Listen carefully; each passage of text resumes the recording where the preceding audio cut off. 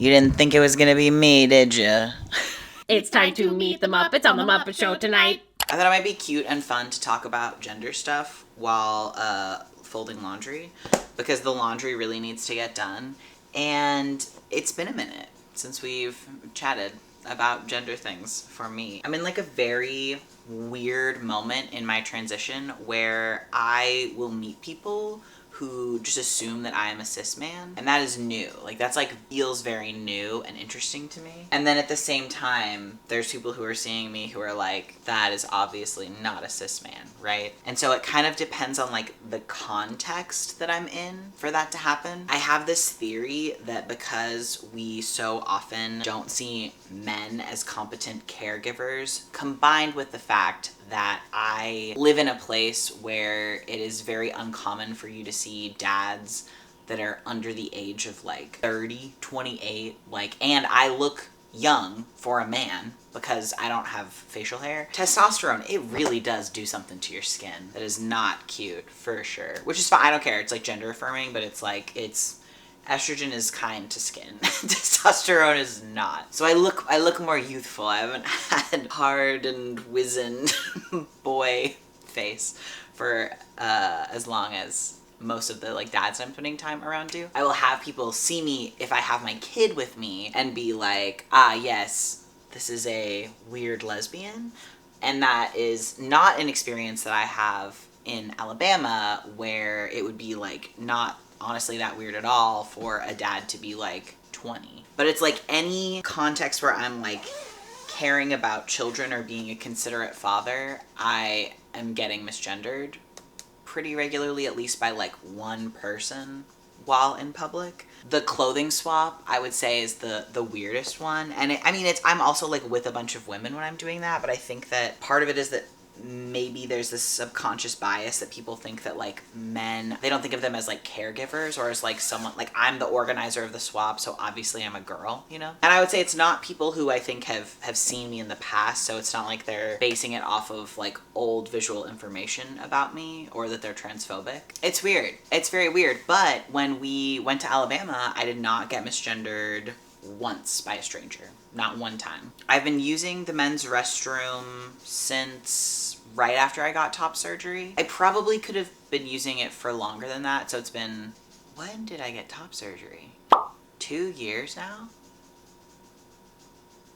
I think it's been 2 years. That's wild. Oh yeah, I've never had a problem in the men's restroom. I was very scared when I started going to the men's restroom, thinking that it was gonna be like more of a problem, or that like people were like listening to see if I was peeing while I was on the toilet or like whatever. And that's not something I have had happen. I have peed in Oregon a lot, a little bit in California, and a little bit in Alabama, and I have not noticed so much as like a weird look from somebody. I also continue to live in fear of the concept of like a men's room where there aren't doors on the toilet stalls.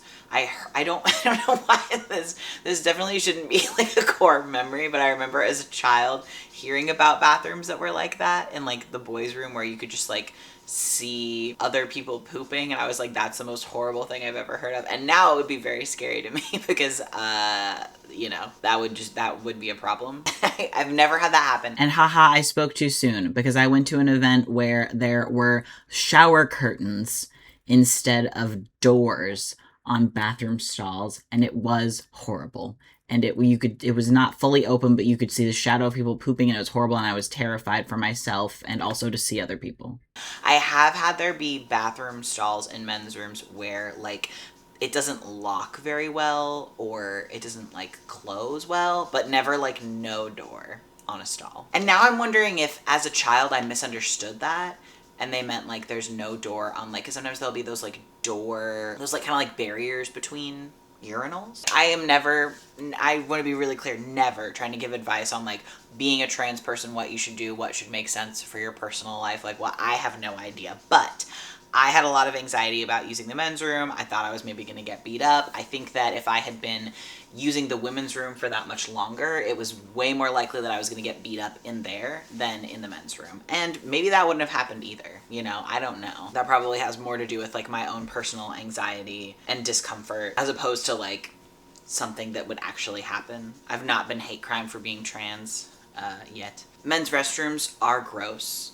They are so gross. And so if you are a transmasculine person who still has girl bathroom privileges, I would say really just like soak those up and appreciate them because it is gnarly.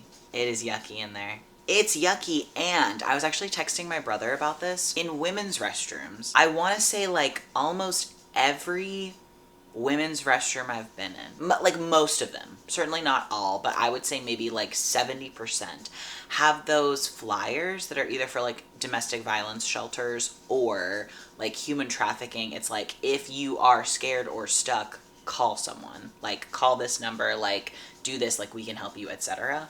There are so much fewer of those in men's restrooms, and they have such different tone to them. I was at a rest area and saw one and was like surprised by it because I don't think I'd seen one before in a men's room, and was like, oh yeah, these were all the time in the bathrooms I used to be using. And it was like, do you trust the person you're with?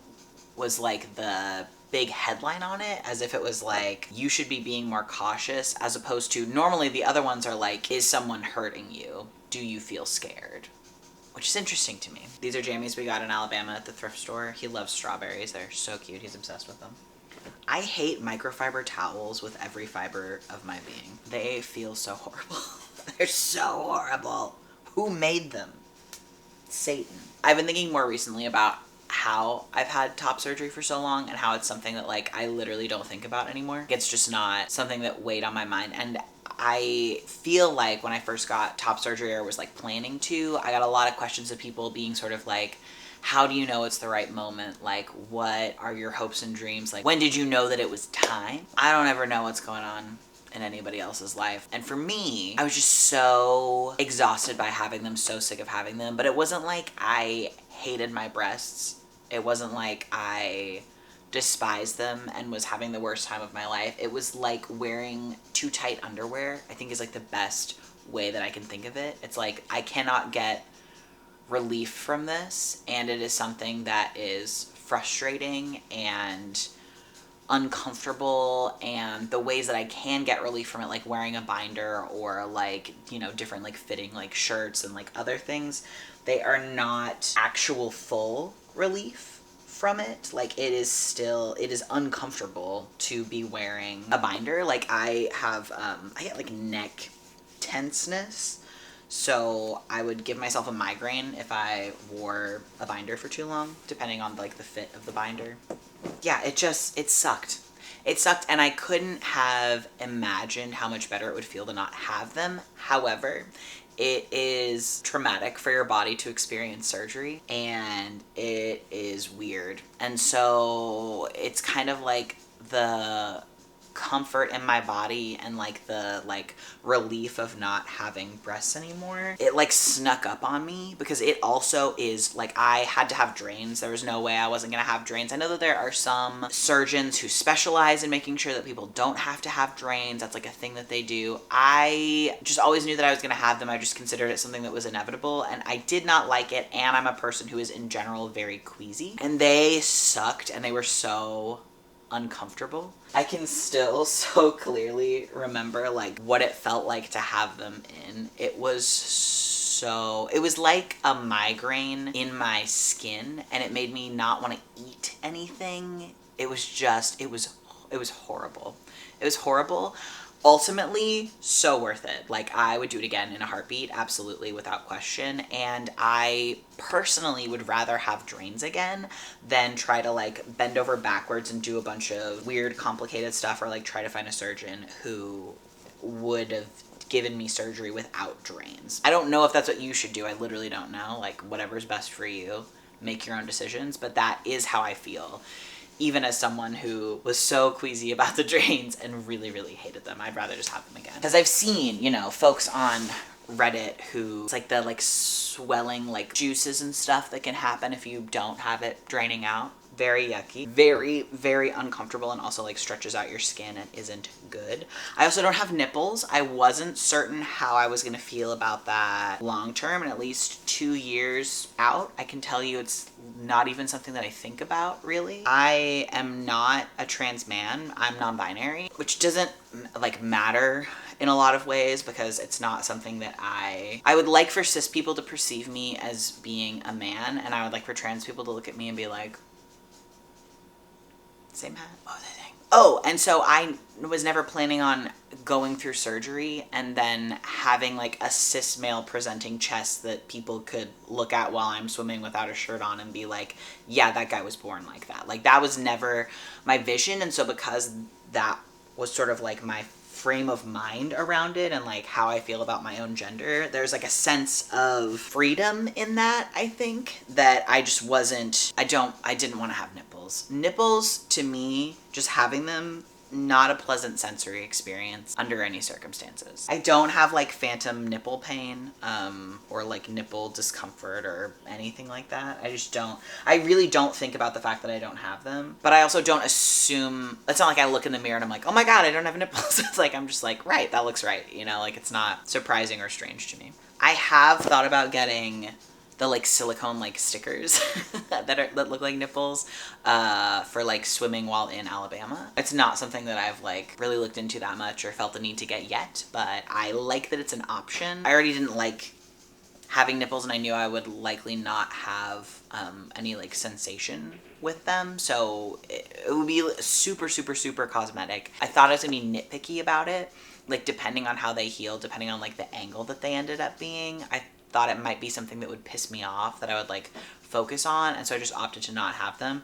And incredibly comfortable in that decision. Not a big deal to me. I think sometimes people have a hard time imagining not caring whether or not they had nipples, and if that is the case for you, then you probably should continue to have nipples. I am still like super, super numb here, which is weird. And then I did a pretty good job of doing my stretches in the shower, like the like over the head, like that kind of stuff. It freaked me out a little bit during the healing process when I had it was like so many stretch marks. Like these have like faded for the most part now, but they were like very, very purple initially because obviously that skin is like moving around and changing. And I was like, like the stretch marks are surprising and look scary to me. And now it's not something that I think about or worry about at all. I meant to talk about scar care and I completely forgot. I didn't do anything for scar care. Literally nothing. My surgeon was like visually for scar care, like it's like little like silicone pieces that you can like put on them to try to get them to like disappear. They were like, you're so pale, I don't think you're gonna need them. And I just didn't do that. I was like, I don't really care if people can see my scars. I did do the massaging, which was not comfortable but was fine and was important because like you can tell that there are scars there, but there's not like built up scary tissue, and people's bodies just heal so differently. So I don't know, in the past when people have seen my chest on the internet, they've been like, what did you do for scar care? It looks amazing. And I feel bad being like, nothing, like it's just different people are just gonna look different, and it's like you don't know what's gonna happen with your scars or how your body's gonna do that. So, and honestly, just like even though I was so happy to be flat and have had top surgery, like the first time that I looked in the mirror to like see what was going on, I like almost fainted. Like I was like, you look really beat up after surgery. It's not a cute look for like anybody. If I could give any like new or like soon to be parent advice about when you should get top surgery, I would say the timing that I got it at when my kid was like 4-ish months old was as perfect as it could have been for me, because he wasn't asking to be held. I don't think it had any long-term negative effects on him. Morgan and I did still do shifts, and so he got really comfortable eating laying down, which is probably not great, but he is fine. So that was like not a perfect situation in a lot of ways. If you can do top surgery way before someone is going to give birth, before you have kids, great.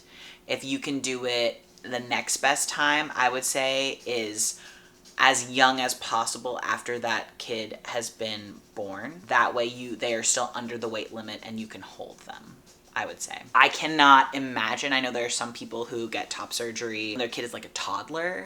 That sounds like a nightmare to me. Although there are a lot of people who are like pregnant when their kid is a toddler, and so they can't lift them then. So like maybe at a certain point, I don't know, it becomes, I don't know, you know?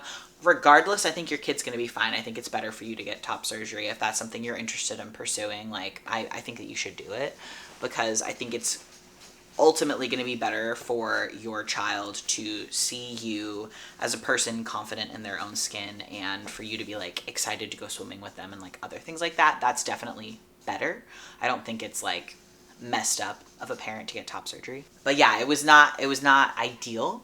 We did make it work. I would say that was maybe like the toughest moment of mine and Morgan's relationship in those like early days when like the baby was really young, and then I got top surgery, and also my parents got COVID. So we have a great support system, and we were able to ask our like friends and other people to help out, but my parents they were not able to, and they were who we had been planning on helping out a little bit, and that was tough. Not their, I mean, it's whatever, but like that was a rough couple of months. And I think that part of the reason why it was so rough is because Morgan realized in real time that she had not been resting enough after she had her C-section. Like, I was kind of obnoxious with her. I was like, hey, lay down. Like, hey, you don't need to be doing that. She was like, no, I want to. No, I have so much energy. And then I can't speak for her, but it seemed as if she had some resentment towards me because I was like, I have to sleep now. Like, I have to sleep. Otherwise, I'm not going to be able to, like, give it my all and help out. Like, I'm trying to heal so that I can be back to where I need to be, so that I can be a really present and helpful partner to you. And she was like, ha, you can't just be sleeping all the time. And I was like, right, I just had major surgery. And she was like, well, I had major surgery. And I was like, right.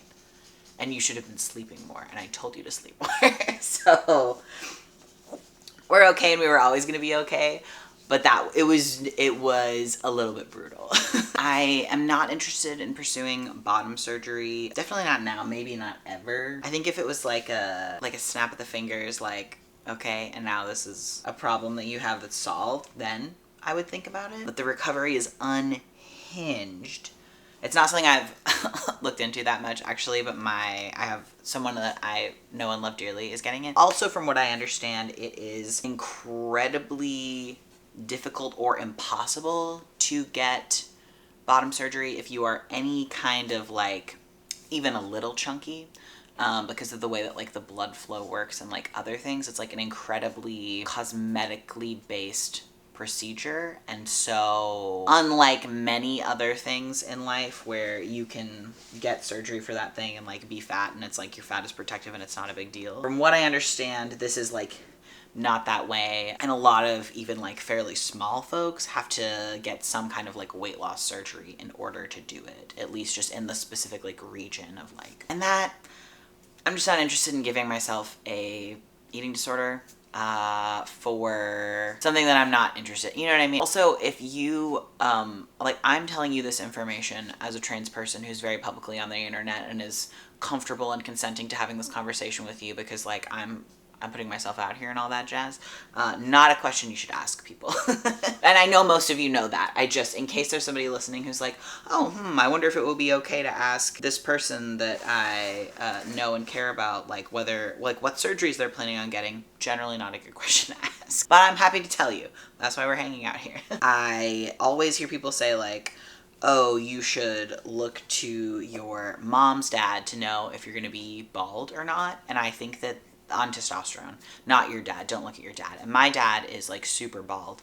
But I also think that's like a really embarrassing thing to say when someone has two brothers, both of which are bald, one of which is on testosterone, like also transgender. I think probably if you happen to have a brother who's trans, that's likely the person that whose genetics you should be looking at to see if you're gonna be bald. So I know I'm gonna be bald. My hope and my dream is that my like facial hair growth can outpace my hair loss. And I had this conversation with my barber like last week, who I love dearly. He's gay and in Portland and like so lovely. I was like, you know, I'm just like, it's like a race that I'm running. And he was like, you've got some time. And I was like, okay, great. But I just know that if I was to shave my head and also have a clean shaven face, I would look like, in 2026, like, there's no way. Like, we can't do that. Not the vibe. Not that I think you do if you're completely bald. I just think that I probably would, mostly because I'm so pale. I don't know, you know? I'd rather there be some balance. I think it would help balance my face and situation. It's weird to me that my kid is now 2, and when my kid was born, I was like at the hospital with giant knockers getting misgendered a whole bunch. Like, it's kind of like very weird and cool that like so much has changed about him and like so much has changed about me, but like he's just like grown up with those changes, so he's doesn't really like have any questions about it, you know? It's cool to see how far we both come. He's like singing Wicked and I'm like not stressed out to go into the boys' bathroom. Oh my god. The weirdest thing that I didn't think about when starting going on testosterone is that I truly am like so much stronger now than I was. It's very weird. Very weird. I obviously knew that like folks whose bodies run on estrogen and folks whose bodies run on testosterone, like they're having very different experiences in like a lot of different ways. I did not realize how much physically stronger and how much I would be able to lift compared to what I could do before. I would say, and that's the other thing about testosterone that's weird with me is that I've been like on and off of it. I was on a low dose. I've switched to like a standard dose of testosterone. And I've also recently started doing my own shot. Before I was having Morgan do it, and something about the like me having to ask her and us like both having to be available for it. It just like, I put it off all the time. I was taking it really infrequently. And then I had a period. Did I tell you guys about this? Maybe I just told Patreon. I called it my boy period, which is kind of funny, where I had this like, it was like literally my period after not having a period for like 5 years because I took testosterone, immediately stopped having a period. I went off of testosterone for like a year because of like insurance and it was like complicated and like other things. Continued to be on like low dose and like taking it kind of like a little bit chaotically, but getting blood tests done and like making sure that everything's fine. And I just like had a period. It was so weird. And so I went to Planned Parenthood and was like, should I be stressed out about this? And they like did an exam and checked on stuff and did my blood, and they're like, no, like you're right at like a borderline amount of testosterone, so it's not surprising to me that you would have like breakthrough bleeding. If it happens again, definitely talk to us, but if you want to up your dose, like it really shouldn't be a problem anymore. I already said I wanted to up my dose. They weren't like pushy about it or anything. Yeah, it hasn't been a problem since, but it was so weird to have a period after not having one for so long. Very, very strange. Oh yeah, I got this for $1. I think this one was supposed to be for Hannah. Maybe it was for me. Oh, this one is for me. Isn't it so funky? I got it at $1 for $1 at a garage sale. It's like very fuzzy. Isn't that kind of cute? I'm certainly going to cover this up and put something weird there, but yeah, much physically stronger than I was before, which is also great because I have a like 40-something pound toddler who I'm lifting on a very regular basis. And my whole thing with him is that like I if he still wants to be held when he's 17, I will be holding him. And so I'm just like, oh, I'm going to get super buff. Like I'm going to carry him any opportunity that I have. And so far it's worked. Oh my golly. This is 3T. Morgan said it was 2T. She's cuckoo bananas. We had 2 of these exact same shirt. It's so funny. I use it as like a layering top. I'm big into the like Tony Hawk Pro Skater, like early 2000s vibe of like long sleeve with like a short sleeve over the top. Mostly because my baby, his arms, I just don't want him to get sunburnt. You know, he's so pasty. He's just a little guy. Don't miss being perceived as a woman. I really don't. There was a time in my life where I was like non-binary, like identifying as non-binary, knew that I was trans, and like had a lot of like pretty privilege as sort of like a petite redheaded woman with like a quirky, you know what I mean? Like that's how people were looking at me and seeing me. And I remember being so scared to give that up and do something different. And it is just so much better in the world for people to look at you and think that you're a dude, even like a kind of ugly dude, than for people to think that you're a woman. I get so left alone, and I was like not left alone before. Being a cute redheaded girl, it was annoying. A lot of men talking to me, a lot regularly of like older men coming up to me at like between 16 and like 22 years old. Me at that age, them being like, I had a girlfriend who was a redhead, my first girlfriend. It's like, shut up, Gerald. Like, leave me the fuck alone. Like, why? And it helped a little when I cut all my hair off.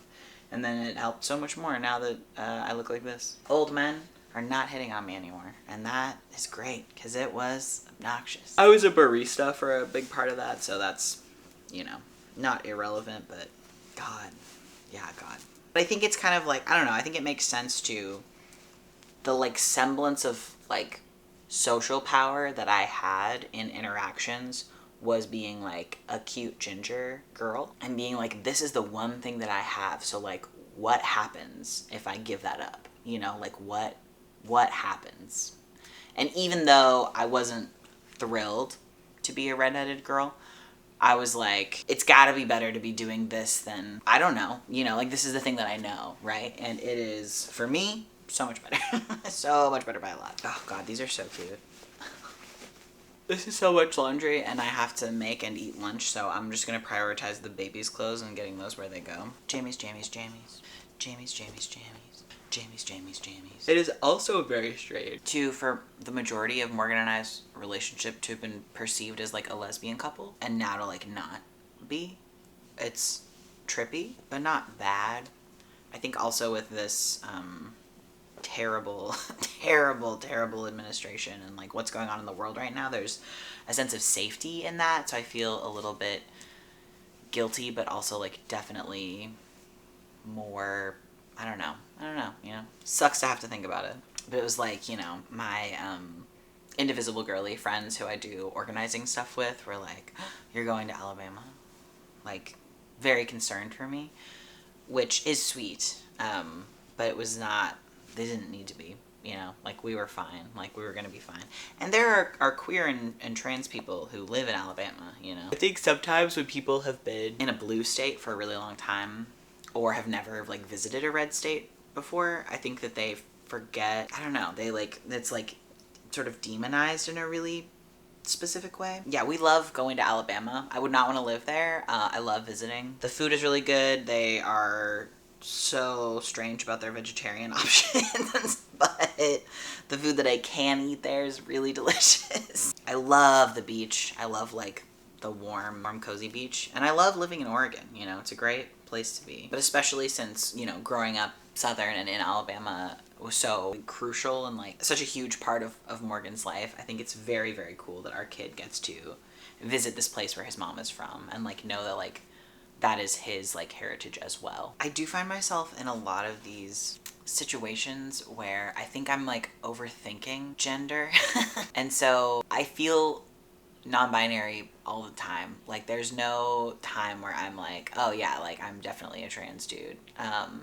Which is really, really funny because of how frequently people on the internet perceive me that way, which is okay. Like, it's not something I'm worried about. I think there's a lot of, like, freedom in being at this point in my transition because I don't feel as, like, defensive of my gender as I have previously. You know, people can feel all kinds of different ways, but it's not something that is bothersome to me. We will pretty regularly get asked, like, if I have a pronoun update or, like, what's going on with that, because Morgan uses he, him pronouns for me a lot. I really don't care. If someone is gonna use she, her pronouns for me, I'd like for them to use them comedically. Like, we have a friend who we used to hang out with on stream all the time who said that their pronouns were whatever's funniest at the time, which is, like, the energy I'm trying to have. Like, I think that that's so fun. But I find myself in a lot of these positions, especially as a parent, where I'm like, also our job is so weird. That's part of it, right? So I have a lot more flexible time than most of, like, the dads who we occasionally spend time with. So I'm often spending a lot of time with the moms, and then the dads that we're spending time with, I have almost nothing in common with them other than, like, we love our kids, which is also cool. But it is, like, yeah, I don't know. I feel very confident as a dad. I do not feel confident hanging out and chatting with other dads in the same way that I feel comfortable hanging out and chatting with, like, the moms, which will probably continue to be true. I think it would help if we had more queer and trans parent friends to hang out with. Most of these people seem very straight, I think, which is also fine. You know, like, that's not a crime. Good for them. Perfect amount of Minnie Mouse shirts in this pile. Oh my God, it's crazy how kids grow so fast for the first, like, 18 months, I feel like, and then they slow down so much so much. So I feel like I'm always trying to be like ready for the next like growth spurt to happen, which it will eventually happen. But it is super funny because we have so many clothes now that he's been wearing for like months and months and months and months and months, which is also cool because he can kind of have like favorites and like, you know, do other stuff. But it is weird. Kids are crazy. Long pants, shorts. The baby's asleep, so I can't actually put away any of this laundry that I have folded. I would say we've taken down maybe 1/5 of the pile. It's also hard because his clothes are the smallest out of our clothes, you know, so they make the smallest dent, but they are, I think, most important to get put away so that we can find them because he's doing more costume changes than anybody else in a day. I was doing a thing while we were still streaming. Good God, this is a crusty sock. I think this is just from the red dirt in Lapine. That's crazy. I was doing this thing while we were still streaming where I was kind of like in my own head thinking of it as going through and playing the video games that I would have played had I been able to experience like boyhood in the way that other people did. And I'm not doing that so much right now, but I'm doing like a playthrough of Tears of the Kingdom, which is like one of my favorite video games. It is so good. And I was really, as a kid, not so much like a Legend of Zelda girly. I watched my brother play, and I think that's, I don't know, are these the same size? Yes. That's another thing. It's like my parents did a great job being like supportive of like the things that I wanted to be into and like the stuff that I wanted to do. But I think that at the time when I was being raised, there was not, it's not that I felt like things weren't available to me. I just would have never like considered them as something that I could be doing also, right? Like if my older brother, like he played video games and I like watched him play video games and I liked watching him play video games, but like it wasn't like someone told me like, oh, girls don't play video games. It was like no part of me really considered that I could play a video game in the same way that he could. And he's also older than me, so I think that's part of it, is that like, you know, he's like using reading skills and like playing, I don't know, you know what I mean? And also like he was the one who was getting the games, like that was like Nick's game. And so now I think it might be fun to do. I need to like stop trying to like make everything in my life something that I can make content out of and something that can be like monetized, because that's so bleak here under capitalism. So I shouldn't post it on the internet, but I am thinking of like going through and like really intentionally playing sort of like all of like the Legend of Zelda games. With what free time, I hear you ask? None. Yeah, I like the idea of like playing them and being able to share that with my kid. My brother Nick actually got us, I can't remember if I've told you guys this or not. Maybe I haven't. Maybe I just told Patreon, but it's called it's not called the Analog. Is it called the Analog? 3D, the Analog. It is a console that is functionally a Nintendo 64 made today with HDMI hookups, and it does this like, I don't think emulator is the right word for this, but it like makes your TV, it puts the lines like it's a CRT screen. So it's like you're playing like an old Nintendo 64 game. It is so cool, and it works with old N64 stuff. So you can use, you know, all of your cartridges that you have from when you were a kid, all of your controllers, like it can use that, and also you can like Bluetooth hook up wireless controllers that they make to like play with. It's very cool. So recently I've been playing Banjo-Tooie on there, which is so fun. If you are someone who likes the Banjo-Kazooie franchise, there's like, it's really just like the two games that are like really good, you know, Banjo-Kazooie and then Banjo-Tooie. I love both of them. I play through them every few summers. I'll like get back into it. I know the first one really well, and then the second one, Tooie, is just like, it's like 5 times the size of the other game, so I haven't beat it. And you can play it on Nintendo Switch Online, which rocks. And we had the cartridge, and so I have been playing it with my kid who was like, play banjo, play game, which is fun. And then he sort of, I don't even know how we like introduced him to the concept of Pikachu. I think I got like at a free swap, I had little tiny like keychain Pikachu that I got for him. I was like, oh, maybe I'll be into this. And then his headphones now have Pikachu on them. Pikachu's cool because similar to Mickey Mouse, there is so much Pikachu content. Like it's like he's like an old nostalgic character. Adults and kids alike are into him. I think it helps that he's like seen him around, but we've been playing Pokemon Snap, which he calls the Pikachu game.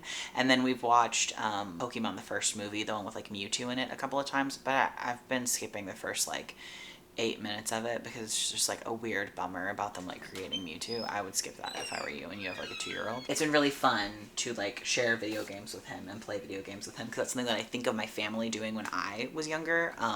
We had a GameCube. We would all play Animal Crossing together, which is cool because the way Animal Crossing used to work, it was like a little bit more like you all had one house that you shared, or at least one of the versions that we had it, and then the next Animal Crossing game, I want to say it was City Folk was the second one. It was like, I think Wild World and then City Folk, but you each had your own house and you could have like 4 different people like be in your town. Anyway, I think of video games as like something that's like family focused and shared, and I think it would be really fun if, as he's kind of like clocking into being like more aware of video games and like actually able to play them, if I'm playing like 1996 boyhood games, do you know what I mean, like Ocarina of Time, I think that'd be fun.